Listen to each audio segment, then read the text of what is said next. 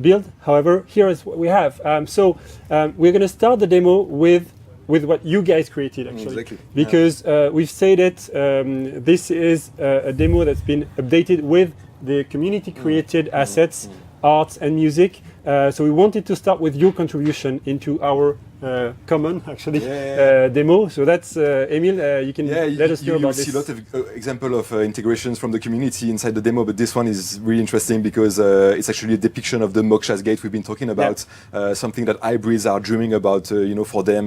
They hope that one day they will cross this gate and reach a safe heaven where they will live in complete freedom.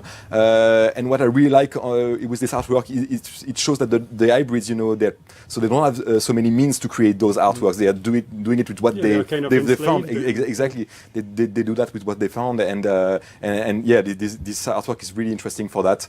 It was the perfect place actually to put it at the beginning of the demo in this weird cave actually where our players are moving. It's quite emotional for us to show this because again it's not only our work, it's the work we created together, so that's really, really great. Exactly.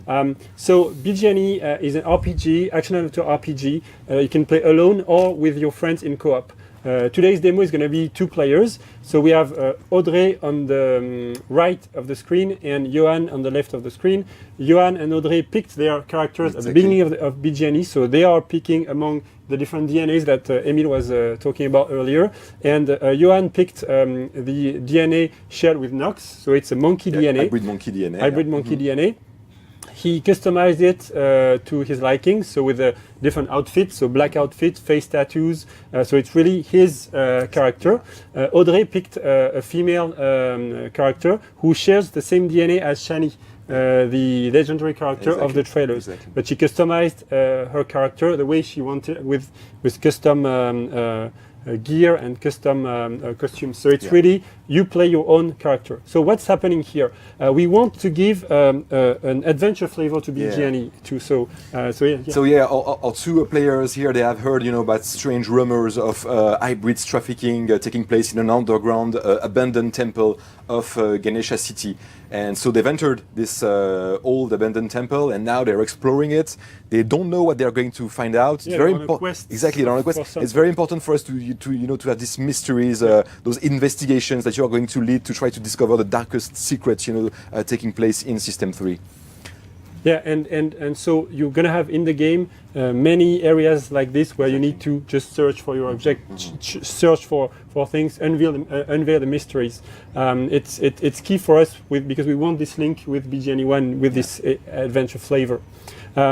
We said in the beginning, BG&E2 is about make you feel as a space pirate captain. So gameplay-wise, really concretely gameplay-wise, we define 3 key abilities for you to use as a space pirate captain. These are the moves that you're going to be doing a lot. So you've got a gun, you can shoot. You've got a sword to fight close combat. And you've got jetpack, so you can fly around. So these are your 3 key abilities. And on top of that, we added another layer that we call augments. What we call augments. So augments are actually specific powers, specific abilities that you can equip either on your gun, your sword, or even on your character. And depending on where you equip them, it will change their effects. You can build specific decks also combining different types of augments.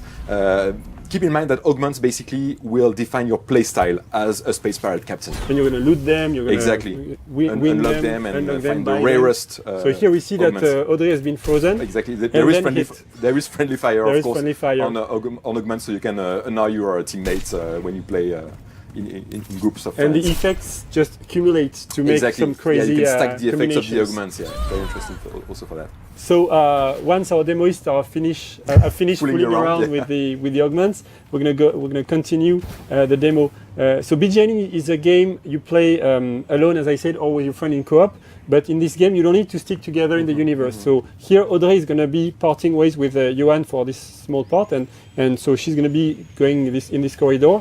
We're going to switch to Johan, who took another route.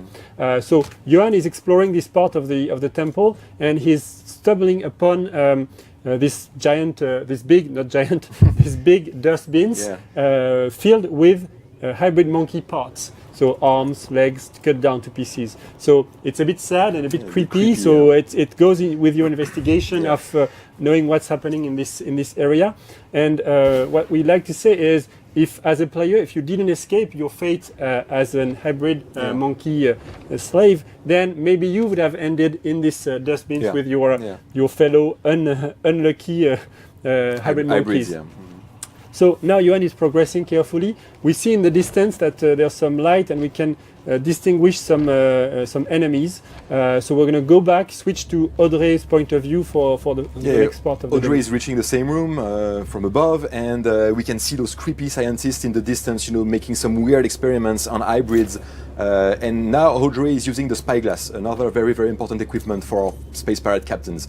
With the spyglass, you can scan your environment. You can also scan enemies. And when you scan enemies, you can see that they are also equipped with specific augments. Yeah, it's giving you a lot of information. Exactly. Augments that you have can also be equipped on enemies. And depending of the augments equipped on the enemies, they will behave totally in different ways and attack you in different ways. So this guy is a pushback. Exactly. And the creepy scientists, they have some healing bullets. It means that they will be able to heal the guards during the fight. So you have to be careful about that.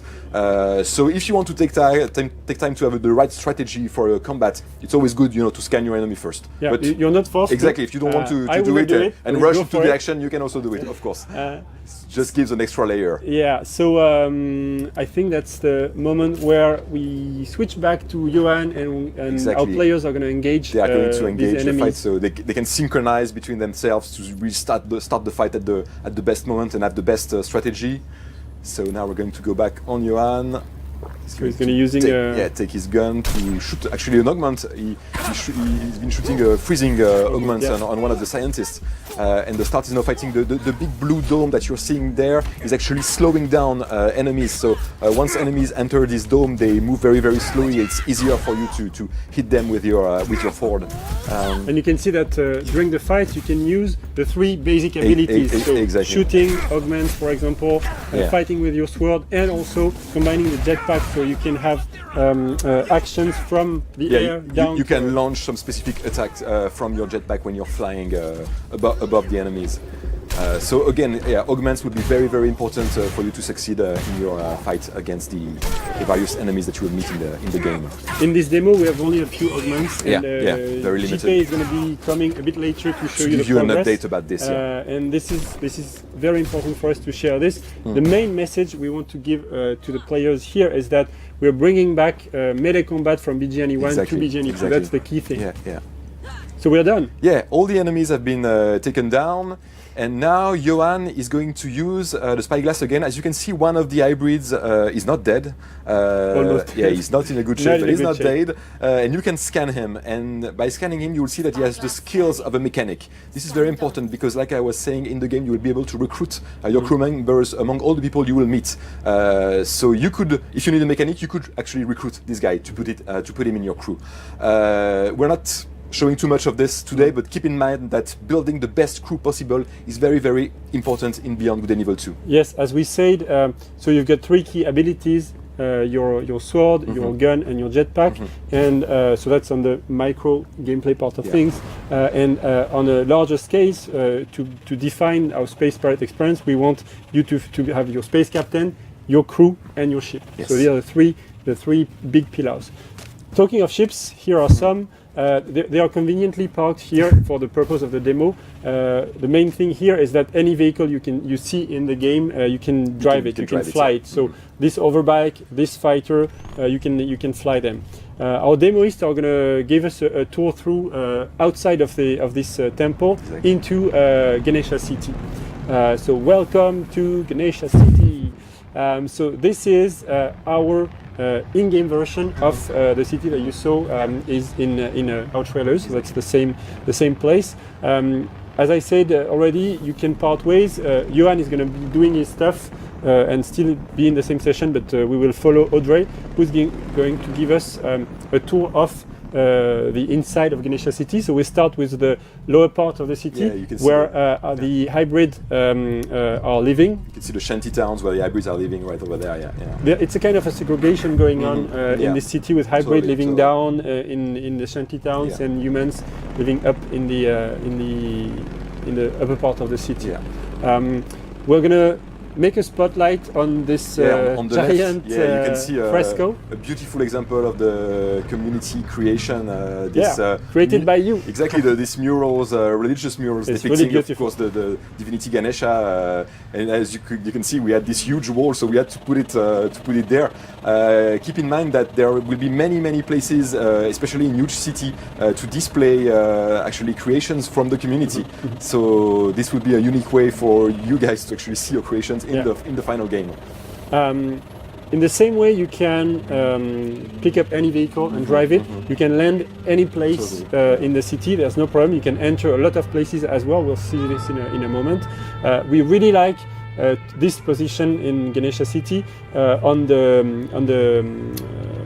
foot of this huge statue. And this statue is mixing high-tech elements such as hologram and old-style statues. And we really like this very specific atmosphere that it brings to Ganesha City and to science fiction as we see it.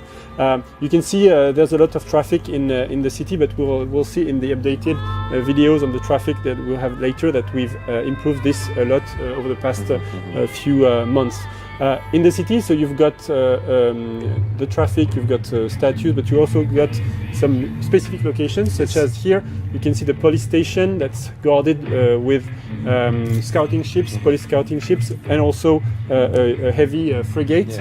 You can use your spyglass to have information on everything, and it's kind of an upgraded version of the camera from the first game, BG&E1. exactly. Yeah. So you can take pictures and etc., but you can do much more with this spyglass. Here we're scanning the traffic to see what kind of vehicles are there. Here we're scanning this building to see it's a temple. You can enter this temple the same way we were in a few minutes ago. There's a bank here if you want to do some robbery or if you just want to withdraw money to go to that shop, for example. For a pirate, all these locations are opportunities. You can steal those places, you can attack them, you can also choose to actually buy something. If you want to be a nice pirate. Exactly. In the shop you can buy augments, you can buy gear, you can buy new outfits. So it's really up to your liking. So here Audrey is gonna steal another borrow another overbike. So in this version, there's no police coming after you for this, but it's coming into this version. So here, what we are listening to is also a community-created asset, and especially music for Radio Cheetah. Yeah, the Space Pirate radio. Yes, exactly. So we'll leave you to listen to this. The one is good here, playing with us. So we are coming to this location. That's the gate of Ganesha City Main Street. It's the opening of the city, and it's a place where tourists from all over System 3 are like to come and to take pictures of this giant Ganesha statue that we're going to visit a bit later in the demo. Closer. Yeah. So now we say that BG&E2 is about your character, your being yourself and expressing yourself in the game. So you can do it with your captain, space pirate captain, but also with your ships. Yeah, basically keep in mind that all the aspect of your pirate fantasy, you will be able to customize them in the game. So you will be able to customize, of course, your small ships, the fighters, as we call them, but you will be also able to customize in the same way your huge mothership that we will see a bit later in the demo. So here, Audrey is playing with the various modules that are composing her fighter and changing completely, of course, the visual aspect of this fighter, but also changing the way this ship will, the handling and the way you pilot this ship. She's also playing with the gear, and she will finish with all the cosmetic elements to customize her ship. So the color palette, of course, but also the pattern, and she will finish this by putting an emblem, pirate logo on her ship. And you will see that as soon as she has finished the ship, she will be able to play with this ship in the demo. Instantly, Exactly, you get into created. the ship. Yeah. Exactly. So We're in the distance, Johan, as you can see, as he approached a bit too close to the big statue, the big Ganesha So we switched to statue. Johan's Exactly. point of view. And there are rules in this city, and it attracted the police, and the police is now attacking Johan. So Audrey is going to try to join him He's to taking some hits. exactly to help him fight all those small He's a bit police. outnumbered. Exactly, a small police fighter. And there's also a big frigate there, and our two players are not strong enough at the moment to take down this frigate, so they have to make sure that they take down this small ship and try to escape. As you can see, we have this pretty nervous dogfight that is... Now we're back on Audrey. Exactly, Audrey is coming to help Johan. There will be also fights with big motherships. Those fights will play totally differently. It will be much slower. You will have to move your ship around the other one and fight at the right moment. Exactly. But the dogfights are, they play like this. And there's something we need to add is that you have augments for your ships as well. Yeah, as for instance, you could have healing missiles, and you could shoot them at some friends to heal them during a co-op fight. So they're doing a pretty good job taking down all those small fighters from the police. And as we said, so here is the big frigate. Yeah. And they're a bit too weak for too now. strong. You see that the missiles don't break it, so they're going to have to escape from here. Yeah. But before this, we asked Johan to go very close to the head of the statue, so you can see the details. Yeah. To show you the details of this giant statue that was built by the inhabitants of Ganesha Probably City. built by hybrid slave, by the way. Probably, yes. Yeah. The dark side of the statue. Exactly. So Audrey is now putting a marker on her mothership, which is parked a bit further away from the city. It's a few thousand kilometers away, so we're going to be going to that place. But don't worry, because we have really big speeds in the game. We'll be there in no time. So stay with us. Stay with us. Before this, Audrey will do a small stunt close to the statue. Yeah.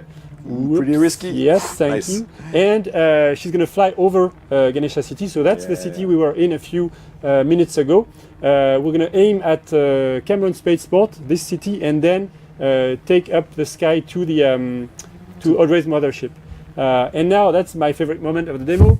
I'm saying to everyone, please take a moment to remember where we were 10 minutes ago. We were inside a hidden temple beyond the surface of Ganesha City. We fought a close quarter combat with some guards and scientists. Then we escaped through the city with overbikes and through the traffic.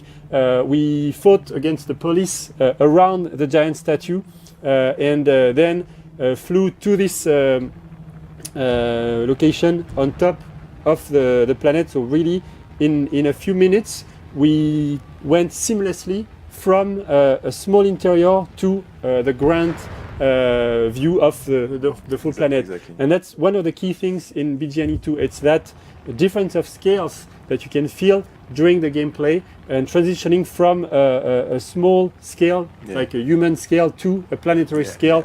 And going through the spaceship scale, so it's very mind-boggling, and that's what really drives us to move forward. We want that feeling to be super cool. A quick comment about the mothership of Audrey. She customized her mothership to make it look like the Gada, the famous mothership of the Kini, the one we've been showing in our two trailers. But you can imagine that you can customize it in a totally different way. And it's roughly 500 meters long. Yeah, it's pretty long. It's a really pretty huge ship. Yeah. So Audrey has exited her spaceship, fighter, sorry, and you can see a very rough effect on her character. It's just a work in progress effect to show you that you've got a shield when you are out in the in the open. You can breathe with no difficulty. If you want to see a better looking version, look at the 2018 trailer when Shani is exiting her space fighter to go to the space, and she has this kind of effect. I was talking about scale, so it's very important for us to have links between the different scales of gameplay. So this geoglyph is kind of... This is another great example of community creation. Yeah, this is a giant geoglyphs. We want to have several geoglyphs like this on the surface of the different planets. Reminds of the Nazca. Exactly. So this has been created by the community, and the idea is that when you see a geoglyph like this from space, when you are flying above the planet, these geoglyphs are actually hints for treasures hidden on the ground of the planet, or maybe mystery secret entrance to temples. And the idea is that we want you to come closer to this geoglyph and land on the ground of the planet to try to find the secret inside this geoglyph. Mm-hmm. Yeah, it's a way for us to attract you to the surface of the planet from outer space. Yes. We are going to use the spyglass again to look at Ganesha City from this distance. You will see that we can scan everything in the game, including large cities. Ganesha City is pretty far away at that point. It is. and we're zooming on it. We're zooming on it. We see the information, Ganesha City. And we can even see the giant statue that we flew around a few minutes ago. It's here. It's rendered in real time by our engine. So if... traffic is still running in the city at that moment. Everything is still there. If Johan, our co-op player, is in the city, we can join him again, and there's no loading, nothing. It's all seamless. Exactly. And when we say seamless, we mean that not only we can go from scales to different scales in the same time, but also the different systems are crossing themselves seamlessly. This is our universe map. So it's not a regular 2D map of the game universe. It's a real thing. This is the planet that we were on a few minutes ago, rendered normally, and it's just a point of view that we give to you. So here we can see the giant geoglyph here that Emil and I just talked about. We can see Ganesha City. We've placed icons so that you can conveniently find your way back to the places you've been already. We've got some question marks to tease you on some new stuff. And earlier in the stream, Gab and Emil showed you a concept art of the planet of Soma, and this is what you see here. So we've got New India, and if we rotate the planet on the left, then we see Naraka. So that's the side that's hit by meteorites, and it exists in the game already. You can see those huge craters, created by all those meteorite showers, falling on the ground of the planet. This side of the planet, Naraka, of course, there are no cities there. You can't build a city like Ganesha City on this side of the planet. But if you want, you can go and explore it as a space pirate. And as we saw in the artwork, there are some mines for... Exactly. There will be things to explore, of course, on this side of the planet. But it's a very dangerous part of the planet that you cannot really settle in. No. If we zoom back again a bit, we see that this is the planet we are working on. It's very big in size. As you see, Ganesha City is small, but we can even zoom back and to see in real time. Again, it's in game. It's not an image. We see the real Soma, the real Deus, which is the gas giant. Soma is rotating around, and it's rendered by our simulation actually. And if we zoom back again, we see the whole system 3. And again, this is your zone for playing. The area that you'll have to explore in the game. This is a great moment to talk about our day and night cycle. We didn't code any day and night cycle in this game. The day and night cycle is created by the fact that planets are rotating around the sun, so we have actually a solar system simulation in the game created this day and night cycle. So we've got beautiful sunsets. Exactly. They are procedurally generated sunsets. Exactly. So we are back on Audrey, and actually we're going to switch to Johan to end up this demo. I said several times that you can part ways with your co-op friends in the game and then join again without all of this seamlessly. And that's you can do it in a small dungeon, you can do it in a city, but you can also do it across the whole universe. So here Johan is a living ground, and you can see that because he's still in the atmosphere, there is air friction on his spaceship. As soon as he's going to be out of the atmosphere, the effects of the flames are going to diminish like this, meaning no air friction anymore, and now he can reach speeds that are huge speeds. Yeah. Audrey is still here on the planet, so as I said, everything is happening in the same universe completely seamlessly. I think that's the end of our game demo. So we are really happy that we share this with you. to wrap things up, what we want to do with this game really is to make Ubisoft's very own space opera, where you embody a space pirate captain and you develop it and you customize it and you become a pirate legend. Yeah. Thank you, We're guys. done. We're done. We're done. Don't expect anything else. There you go, Space Monkeys. Thank you so much for sharing this this demo with the Space Monkeys. And